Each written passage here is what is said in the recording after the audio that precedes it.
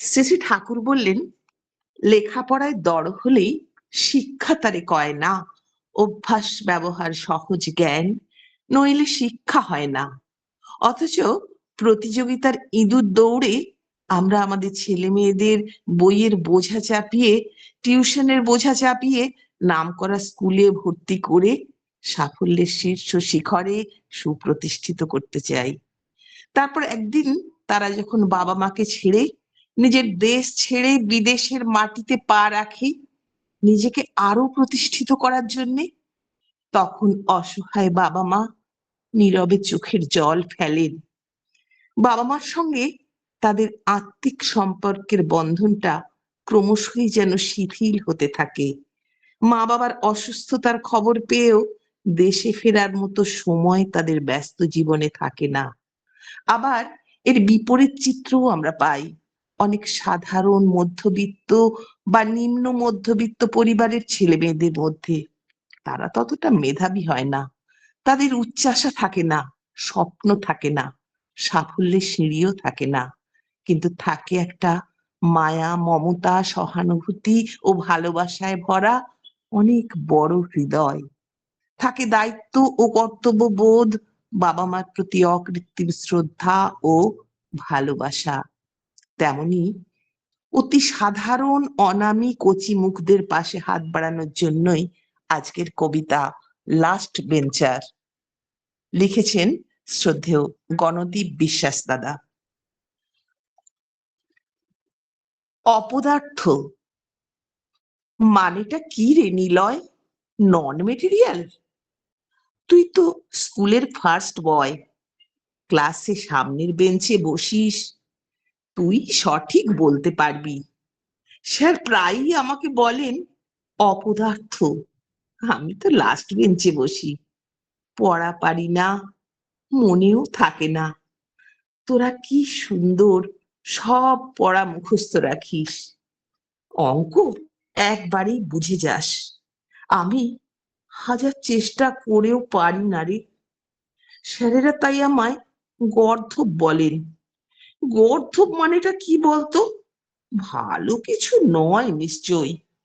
মা বলছিল তুই নাকি পাশ করেই জার্মানি চলে যাবি। সত্যি নাকি রে?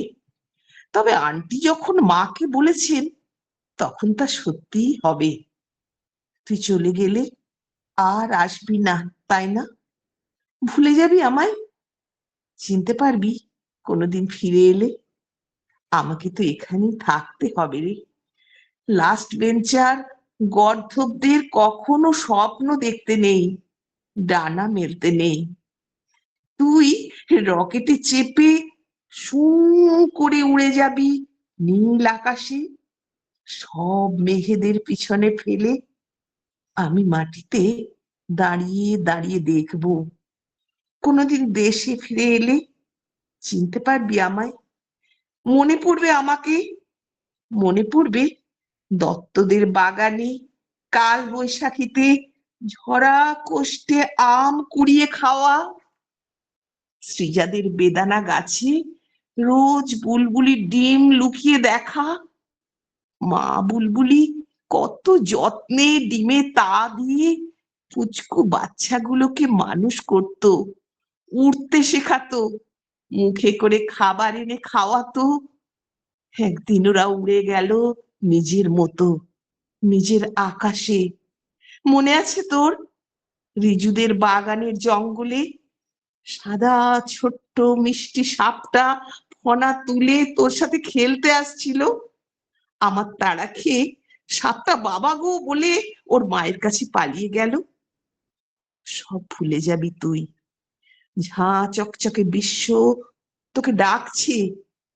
ডানা মেলবি, ভেসে বেড়াবি, এ আকাশ ও আকাশ, সে আকাশ। আমাকে এখানেই থাকতে হবে রে। মা বাবা বুড়ো হলে আমাকেই তো দেখতে হবে। ওদের পাশে যে আর কেউ নেই রে। জানিস না তুই, ওরা বুড়ো হলে শিশু হয়ে যায়, লুকিয়ে আইসক্রিম খায়, তেলে ভাজা খায়, রসগোল্লাও। আমায় তখন সামলাতে হবে। হু হু হু, ওসব খেও না, খেও না বাবা, ভুলে গেছো হাই সুগার, হার্টে সমস্যা। তোমার যে ঠান্ডা লাগার ধাত মা, হাঁটুর ব্যথা নিয়ে সিঁড়িতে চড়ছো কেন বারবার? এই বাচ্চাগুলো কি কে আগলাবে? এদের ছেড়ে আমার যাওয়া হবে না রে, সব বইতে হবে আমায়। গর্ধব কিনা, আমার আর পদার্থ হওয়া হবে না রে, অপদার্থ হয়েই থাকতে হবে আজীবন, লাস্ট বেঞ্চার কিনা। জয়গুরু।